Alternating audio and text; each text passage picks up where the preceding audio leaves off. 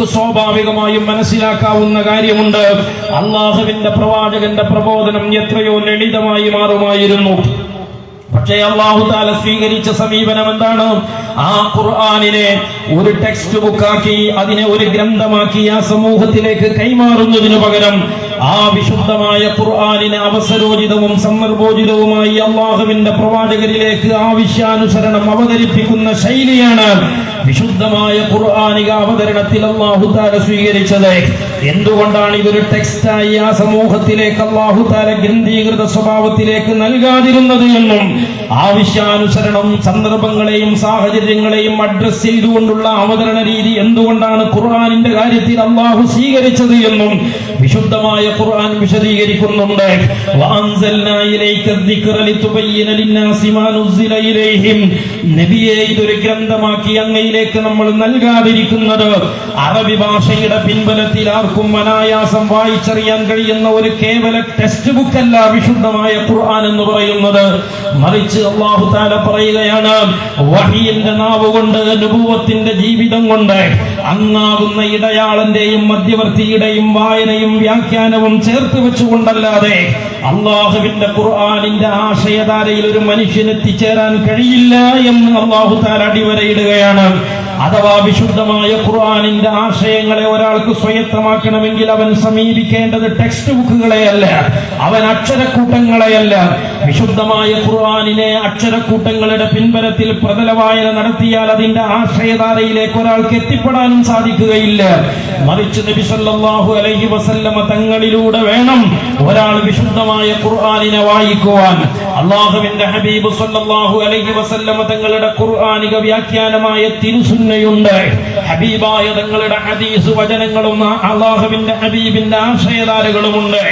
ആ വിശുദ്ധ ഖുർആനിനെ നബി സല്ലല്ലാഹു അലൈഹി വസല്ലമ തങ്ങൾ ജീവിതം കൊണ്ട് നൽകിയ ഈണമാണ്. ഹബീബായ സല്ലല്ലാഹു അലൈഹി വസല്ലം ജീവിതം കൊണ്ട് അർത്ഥം പകർന്ന് കടന്നുപോയ പാഠഭാഗങ്ങളാണ്. അല്ലാഹുവിന്റെ ഖുർആനിന്റെ ആശയധാരയെ സംഗ്രഹിക്കുവാൻ ഒരാൾ സാധ്യമാക്കേണ്ട അടിസ്ഥാനം എന്ന് പറയുന്നത്, നിങ്ങൾ ആലോചിച്ചു നോക്ക്. ഇസ്ലാമിക സമുദായത്തിൽ നമ്മൾ പരിശോധിച്ചു നോക്കിയാൽ ഇസ്ലാമിക ചരിത്രത്തിൽ എവിടെയൊക്കെ അവാന്തര കക്ഷിത്തങ്ങളുടെ സാന്നിധ്യങ്ങൾ ഉണ്ടായിട്ടുണ്ടോ, വിശുദ്ധ ഇസ്ലാമിന്റെ ആശയധാരയിൽ നിന്ന് ഉൾപിരിവുകളായി വിവിധങ്ങളായ ചിന്തകൾ ഈ സമുദായത്തിൽ ഏതൊക്കെ കാലത്ത് കേൾക്കേണ്ടി വന്നിട്ടുണ്ടോ, ആ കാലഘട്ടങ്ങളെല്ലാം നമ്മൾ പരിശോധിച്ചു നോക്കിയാൽ അത്തരം അപകടകരമായ ആശയധാരകളെയും ആഭ്യന്തര സംഘർഷങ്ങളെയും ഈ സമുദായത്തിലേക്ക് വലിച്ചു കൊണ്ടുവരാൻ ആദ്യമായി കാരണമാകുന്നത് അല്ലാഹുവിന്റെ ഖുർആനിനെ സമീപിക്കുന്നിടത്ത് പ്രവാചകന്റെ അധ്യാപനങ്ങളാകുന്ന തിരുചര്യയെ, നബി സല്ലല്ലാഹു അലൈഹി വസല്ലം തങ്ങളുടെ വ്യാഖ്യാനമായ അവിടുത്തെ ഹദീസുകളെ തങ്ങളുടേതായ താല്പര്യങ്ങളുടെയും ഇച്ഛകളുടെയും ദുസ്വാധീനങ്ങളുടെയും ഫലമായി മാറ്റിവെക്കുന്നിടത്താണ് സിറാത്തുൽ മുസ്തഖീമിന്റെ യഥാർത്ഥ ചാനലിൽ നിന്ന് വ്യതിചലിച്ചുപോയി ഈ സമുദായത്തിനകത്ത് പ്രമാണത്തിന്റെ പേരിലുള്ള ആഭ്യന്തര സംഘർഷങ്ങൾ രൂപപ്പെടുന്നത്. ഇസ്ലാമിക ചരിത്രത്തിൽ അങ്ങനെയുള്ള വിശുദ്ധ ഇസ്ലാമിലകത്ത് അല്ലാഹുവിന്റെ ഹബീബ് സല്ലല്ലാഹു അലൈഹി വസല്ലം തങ്ങളുടെ ഹദീസുകളെ നിഷേധിച്ചുകൊണ്ട് ആഭ്യന്തര സംഘർഷങ്ങൾ രൂപപ്പെടുക എന്ന ഒരു രീതിയിലേക്ക് ഈ സമുദായത്തെ കൊണ്ടുപോകാൻ കാരണമായ ഒരു ചരിത്രപരമായ ദുരന്തമുണ്ട്. ആ ദുരന്തം 1920-കൾക്ക് ശേഷം ഇവിടെ രൂപപ്പെട്ട കപട നവോത്ഥാനത്തിന്റെ ആധുനിക മൗലവിമാരിൽ ഒരാൾ തന്നെ എഴുതി വെക്കുകയാണ്. ഫളുൽ ഹഖ് ഉമരി എന്ന് പറയുന്ന മുജാഹിദ് ഗ്രൂപ്പിലെ ഒരു വിഭാഗത്തിന്റെ പ്രതിനിധിയായ ആ പണ്ഡിതൻ എഴുതി വെക്കുന്നുണ്ട്, ആ മുജാഹിദ് പുരോഹിതൻ എഴുതി വെക്കുന്നുണ്ട്, ആഗോള മുസ്ലിമീങ്ങൾക്കിടയിൽ ഹദീസ് നിഷേധം എന്ന് പറയുന്ന ദുരന്തം ആഗതമാകുന്നത് എങ്ങനെയാണ്? അങ്ങനെ ഒരു മുസ്ലിം സമുദായത്തെ സൃഷ്ടിച്ചെടുക്കുന്നതിന്റെ പിന്നിൽ ചരടുവലികൾ നടത്തിയത് ആരാണ് എന്ന് സഹോദരന്മാരെ, ആഗോള മുസ്ലിമീങ്ങളിലെ ഹദീസ് നിഷേധത്തിന്റെ അടിസ്ഥാനം പരതി അദ്ദേഹം എഴുതിയ ലേഖനത്തിൽ വിശദീകരിക്കുകയാണ്. ലോക മുസ്ലിമീങ്ങൾ ഇസ്ലാമിനെ തകർക്കാൻ വേണ്ടി സകലമാന ശക്തിയോടെയും ജുഗുപ്സാവഹമായി കടന്നു വന്ന കുരിശുപടയാളികളോട് ആധ്യാത്മികതയുടെ അടിത്തറയിൽ നിന്നുകൊണ്ട് ആർജവത്വത്തോടെ പോരാടി കുരിശുപടയാളികളെ പരാജയപ്പെടുത്തുന്ന ഒരു പശ്ചാത്തലമുണ്ട് ചരിത്രത്തിലെ. ആ ചരിത്ര പശ്ചാത്തലത്തിൽ നിന്നുകൊണ്ട് മുസ്ലിം വിരുദ്ധരായ കുരിശുപടയാളികൾ ഇസ്ലാമിന്റെ ആധ്യാത്മികതാരയെ തകർത്തെറിയുന്നതിന് വേണ്ടി കണ്ടെത്തിയ ഒരു അജണ്ടയുണ്ട്.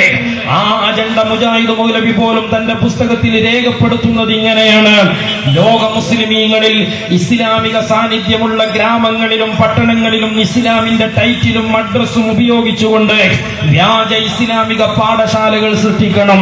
ഇസ്ലാമിന്റെ കലാലയങ്ങൾ എന്ന പോലെ, ഇസ്ലാമിന്റെ ആശയങ്ങൾ പഠിപ്പിക്കപ്പെടുന്ന പാഠശാലകൾ എന്ന പോലെയുള്ള ടൈറ്റിൽ സ്വീകരിച്ചുകൊണ്ട് മുസ്ലിം ഭൂരിപക്ഷ പ്രദേശങ്ങളിൽ വ്യാജ ഇസ്ലാമിക് കലാലയങ്ങൾ സൃഷ്ടിക്കുകയും ആ കലാലയങ്ങളിലേക്ക് മുസ്ലിം വിദ്യാർത്ഥികളെ ആകർഷിക്കുകയും ചെയ്തുകൊണ്ട് ആ കലാലയങ്ങളുടെ അകത്തളങ്ങളിൽ വിശുദ്ധമായ ഇസ്ലാമിന്റെ ആത്മാവാകുന്ന ആത്മീയതയെ ഇല്ലായ്മ ചെയ്തുകൊണ്ട് വിശുദ്ധ പ്രമാണങ്ങളെ കേവലം യുക്തി ചിന്തകളുടെ പിൻബലത്തിൽ വ്യാഖ്യാനിക്കുകയും ആ യുക്തിക്ക് വിരുദ്ധമായ മുഴുവൻ ഹദീസുകളെയും ദുർബലപ്പെടുത്തി നിഷേധിക്കുകയും ചെയ്യുന്ന ഒരു പ്രവണത മുസ്ലിം ലോകത്തേക്ക് കൊണ്ടുവരുന്നതിന് വേണ്ടി ഏതാനും ചില ആളുകളെ ഈ സമുദായത്തിൽ സൃഷ്ടിച്ചെടുക്കുന്നതിന് വേണ്ടിയാണ് കുരിശുപടയാളികൾ ഈ കലാലയങ്ങൾ ഉണ്ടാക്കിയത്. അതിന്റെ പരിണിതി എന്താണ്? മുസ്ലിം ലോകത്തിൽ ഇന്ന് പലരും ആ കലാലയങ്ങളിൽ ചെന്നുപെടുകയും ആ കുരിശുപടയാളികളുടെ അജണ്ടക്ക് വിധേയപ്പെടുകയും ചെയ്തു എന്നതാണ് ചരിത്രമുള്ളത്. ഇത്രയും കാര്യങ്ങൾ വിശദീകരിച്ചുകൊണ്ട് അദ്ദേഹം പറയുന്നുണ്ട്, ആഗോള മുസ്ലിമീങ്ങൾക്കിടയിൽ ഹദീസ് നിഷേധത്തിന്റെ കവാടം തുറന്നു വെക്കാൻ വേണ്ടി കുരിശുപടയാളികൾ മുസ്ലിം ലോകത്തേക്ക് അവരുടെ കലാലയങ്ങളിൽ നിന്ന് സംഭാവന ചെയ്ത പ്രൊഡക്റ്റുകളാണ് മുഹമ്മദ് അബ്ദുവും ജമാലുദ്ദീൻ അഫ്ഗാനിയും റഷീദിലും പോലെയുള്ള ആളുകളെന്ന് ഇന്നിവിടെ പച്ചയായി എഴുതി വെക്കുന്നത് 21 നവോത്ഥാനകാരികളാണ്. എന്താണ് റഷീദുലയും മുഹമ്മദ് അബ്ദുവും ജമാലുദ്ദീൻ അഫ്ഗാനിയും ഒക്കെ റഷീദുലയുമായി ബന്ധപ്പെട്ട് കിടക്കുന്നത്? ജമാലുദ്ദീൻ അഫ്ഗാനിയുമായി അവരെങ്ങനെയാണ് ബന്ധപ്പെട്ട് കിടക്കുന്നത്? ഒരു നൂറ്റാണ്ട് കാലത്ത് നാളിതുവരെയായി എഴുതപ്പെട്ട മുജാഹിദ് പ്രസ്ഥാനത്തിന്റെ പ്രാസ്ഥാനിക ചരിത്രങ്ങളെ മുഴുവനും നമ്മൾ വായിച്ചു നോക്കിയാൽ ആ ചരിത്ര പുസ്തകങ്ങളിലെല്ലാം കേരളീയ മുജാഹിദ് പ്രസ്ഥാനത്തിന്റെ ആത്മീയ നായകന്മാരായവർ പരിചയപ്പെടുത്തിയ ചരിത്ര പുരുഷന്മാരാണ് ഈ മുഹമ്മദ് അബ്ദുവും ജമാലുദ്ദീൻ അഫ്ഗാനിയും റഷീദുലയും എന്നത് നമ്മൾ ഇവിടെ അടിവരയിട്ട് മനസ്സിലാക്കേണ്ടതുണ്ട്. അങ്ങനെ ഈ മുസ്ലിം ലോകത്തേക്ക് ഹദീസ് നിഷേധത്തിന്റെ ചിന്തയെ സൃഷ്ടിച്ചെടുത്തുകൊണ്ട് ആ ഹദീസിന്റെ സാരാംശങ്ങളിൽ ആത്മീയതയെ ഉദ്ദീപിപ്പിക്കുന്ന ചിന്തകളെയും സന്ദേശങ്ങളെയും ഇല്ലായ്മ ചെയ്യുന്നതിന് അത്തരം ഹദീസുകളെ മുഴുവനും ദുർബലപ്പെടുത്തി നിഷേധിച്ചുകൊണ്ട് യുക്തിചിന്തകളിലേക്ക് മുസ്ലിം സമുദായത്തെ കൊണ്ടുപോവുക എന്ന അജണ്ടയുടെ ഭാഗമായി ഈജിപ്ത് കേന്ദ്രീകരിച്ചുകൊണ്ട് ഈ മുഹമ്മദ് അബ്ദുവും ജമാലുദ്ദീൻ അഫ്ഗാനിയും റഷീദുലയും ഒക്കെ പ്രവർത്തിക്കുകയാണ്. ആ പ്രവർത്തനത്തിന്റെ ഭാഗമായി അവർ പ്രസിദ്ധീകരിച്ചിരുന്ന അൽമനാർ പോലെയുള്ള പ്രസിദ്ധീകരണങ്ങളുണ്ട്. ആ പ്രസിദ്ധീകരണത്തിന്റെ ആശയധാരയെ കേരളത്തിലേക്ക് കൊണ്ടുവന്നത് ബ്രിട്ടീഷുകാരാണ് എന്ന് നമ്മൾ മനസ്സിലാക്കേണ്ടതുണ്ട്. എന്തിനാണ് ആ പ്രസിദ്ധീകരണങ്ങൾ കേരളത്തിലേക്ക് ബ്രിട്ടീഷുകാർ കടത്തിക്കൊണ്ടുവന്നത്? മലബാർ ഖിലാഫത്തിന്റെ ലഹളയിൽ നിന്ന് ബ്രിട്ടീഷുകാരന്റെ കൈച്ചങ്ങല പേടിച്ചുകൊണ്ട് കൊടുങ്ങല്ലൂരിലേക്ക് ഒളിച്ചോടി അവിടുത്തെ നാട്ടുപ്രമാണിയുടെ തടവാടുമുറ്റത്ത് അന്തിയുറങ്ങുന്ന ഒളിച്ചോടിപ്പോയ ഏതാനും ആളുകൾ ഉണ്ടായിരുന്നു. ആ ആളുകൾക്ക് പുറത്തിറങ്ങി സ്വൈരവിഹാരം നടത്താനും സ്വതന്ത്രമായി സഞ്ചരിക്കുവാനും ബ്രിട്ടീഷുകാർ മുമ്പിൽ വെച്ചു കൊടുത്ത ഓഫറാണ് മലബാറിലെ മുസ്ലിമീങ്ങളുടെ ആധ്യാത്മിക കരുത്തിനെ തകർത്തെറിയാനുള്ള അജണ്ടകൾ ഈ ഈജിപ്തിൽ നിന്ന് രൂപപ്പെട്ട അൽമനാറിലൂടെ കൈമാറി കൊടുത്തുകൊണ്ട് അത് മുസ്ലിം കൈരളിയിൽ പ്രചരിപ്പിക്കുക എന്ന് പറയുന്നത്. ആഗോള മുസ്ലിമീങ്ങൾക്കിടയിൽ അള്ളാഹുവിന്റെ ഖുർആനിനെ സമീപിക്കേണ്ട ഹദീസിന്റെ വഴികളിൽ നിന്ന് മുസ്ലിമീങ്ങളെ അടർത്തിയെടുക്കുന്ന പ്രവണത രൂപപ്പെട്ട ഏതൊരു ചാനലിൽ നിന്നാണോ അതേ ചാനലിലൂടെ തന്നെയാണ് കേരളീയ മുസ്ലിമീങ്ങളിലും സമാനമായ ആഭ്യന്തര സംഘർഷങ്ങൾക്ക് വഴിമരുന്ന സാഹചര്യങ്ങൾ ഉണ്ടായത്. ഇനി നിങ്ങൾ ആലോചിച്ചു നോക്ക്, ആ സിറാത്തുൽ മുസ്തഖീമിന്റെ രണ്ടാമത്തെ കണ്ണിയാരാണ്? അള്ളാഹുവിന്റെ റസൂൽ സല്ലല്ലാഹു അലൈഹി വസല്ലമ തങ്ങൾക്ക് അള്ളാഹു തആല നൽകിയ വഹിയും അതിന്റെ വ്യാഖ്യാനമായ നുബുവത്തിന്റെ ജീവിതവും വെച്ചുകൊണ്ട് അള്ളാഹുവിന്റെ ഹബീബ് സല്ലല്ലാഹു അലൈഹി വസല്ലമ തങ്ങൾ കൈമാറിയ വിശുദ്ധ പ്രമാണങ്ങളുടെ പ്രായോഗിക രീതിശാസ്ത്രങ്ങളെ എങ്ങനെയാണ് പിൽക്കാലത്തേക്ക് കൈമാറ്റം ചെയ്യപ്പെട്ടത് എന്ന് നമ്മൾ മനസ്സിലാക്കേണ്ടതുണ്ട്. അള്ളാഹുവിന്റെ റസൂൽ സല്ലല്ലാഹു അലൈഹി വസല്ലമ തങ്ങൾ ഒരു ഗ്രന്ഥം രചിച്ചിട്ടില്ല. മറിച്ച് അള്ളാഹുവിന്റെ ഹബീബ് ലോകത്തോട് പറയുന്ന ഒരു സത്യമുണ്ട്. ലക്ഷക്കണക്കായ പ്രവാചകാനുചരന്മാരെ ആത്മീയമായ ഔന്നിത്യത്തിലൂടെ ലോകത്തിന്റെ മുമ്പിലേക്ക് കൈമാറി ലോകത്തെ ആ സ്വഹാബത്തിനെ സാക്ഷിയാക്കി നബി സല്ലല്ലാഹു അലൈഹി വസല്ലം പറയുന്ന ഒരു വാചകമുണ്ട്: തറക്തു ഫീകും അംറൈനി ലം തളില്ലു മാ തമസ്സക്തും ബിഹിമാ കിതാബുല്ലാഹി വസുന്നത്തു റസൂലിഹി. നിങ്ങൾക്ക് ഞാൻ അതിപ്രധാനമായ അതിവിശിഷ്ടമായ 2 പ്രമാണങ്ങളെ കൈമാറുകയാണ്. ആ പ്രമാണങ്ങളുടെ പ്രത്യേകത എന്താണ്? ആ പ്രമാണങ്ങളെ നിങ്ങൾ മുറുകെ പിടിക്കുന്ന കാലത്തോളം, ആ പ്രമാണങ്ങളെ നിങ്ങൾ ഫോളോ ചെയ്യുന്ന കാലത്തോളം ലൻ തദില്ലൂ മാ തമസ്സക്തും ബിഹിമാ, വഴികേടിന്റെ ഇരുളടഞ്ഞ ഇടങ്ങളിലേക്ക് നിങ്ങളെ കൊണ്ടുപോകാൻ ആർക്കും തന്നെ സാധിക്കുകയില്ല.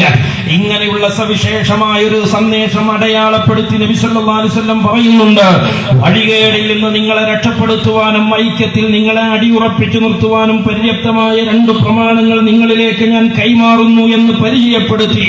അല്ലാഹുവിന്റെ ഹബീബ് പറയുന്നത് കിതാബുല്ലാഹി വസുന്നത്തു റസൂലിഹി, ആ പ്രമാണം എന്ന് പറയുന്നത് അല്ലാഹുവിന്റെ ഖുർആനും അവിടുത്തെ വിശദീകരണമായ തിരുചര്യയുമാണെന്ന് നബി സല്ലല്ലാഹു അലൈഹി വസല്ലം പറയുകയാണ്. പലപ്പോഴും നമ്മുടെ കവലകളിൽ നിന്ന് ഈ വിശുദ്ധമായ പ്രവാചക വചനത്തെ ദുർവ്യാഖ്യാനം ചെയ്തുകൊണ്ട് അല്ലാഹുവിന്റെ ഹബീബിന്റെ ശിഷ്യന്മാരാകുന്ന സ്വഹാബിമാരിൽ നിന്നും മദ്ഹബിന്റെ ഇമാമുമാരിൽ നിന്നും മുസ്ലിം ജനസമാജത്തെ അടർത്തിയെടുക്കാനുള്ള ദുർവ്യാഖ്യാനങ്ങൾ നമ്മൾ കേൾക്കാറുണ്ട്. അല്ലാഹുവിന്റെ ഹബീബ് ഇവിടെ പറഞ്ഞതെന്താണ്?